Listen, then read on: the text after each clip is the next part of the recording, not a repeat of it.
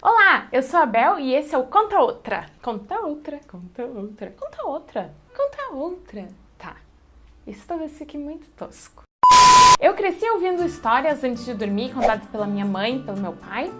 E quando eu tinha mais ou menos uns 10 anos, uns 9, 10 anos, eu comecei a me interessar por outros tipos de livros, e aí eles aproveitaram essa deixa para que eu começasse a ler sozinha. Então, mais ou menos nessa época, eu acabei guardando os meus livros de literatura infantil, pensando assim em voltar a usá-los quando eu tivesse os meus filhos e fosse precisar, então, colocar eles para dormir. E aí o tempo foi passando, eu cresci, fui para a faculdade, fiz pedagogia. E aí, no meu primeiro dia de aula, já fui recebida por uma professora com uma mala cheia de livros. E aí eu fiquei encantada.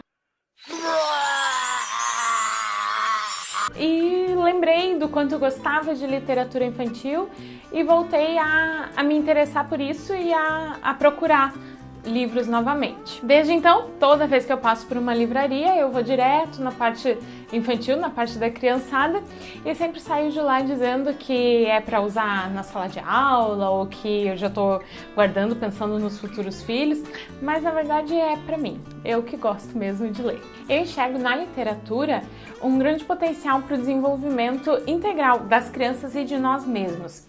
A literatura e a arte em geral, ela amplia os horizontes, ela permite que a gente se coloque no lugar do outro, que a gente viva outras experiências, que a gente enxergue além dos horizontes e que a gente consiga também olhar para dentro de nós mesmos. Imaginação! E isso nos liberta, nos faz crescer. Então aqui, nesse canal, é sobre isso que eu vou falar. Sobre literatura infantil e sobre outras coisas também do universo da criança e, sei lá, o que mais aparecer. Eu quero trocar ideias e dicas de livros e experiências na área da literatura infantil e também falar sobre outras coisas que tenham a ver com educação e com criança. Então, se você gosta desse assunto, ficou interessado, quer saber um pouco mais, já te inscreve aqui no canal, ativa as notificações, me segue no Instagram, é @contaoutra.literatura. Vou deixar aqui embaixo também para te ver o link. E é isso aí, obrigada por me assistir até aqui e seja bem-vindo ao Conta Outra!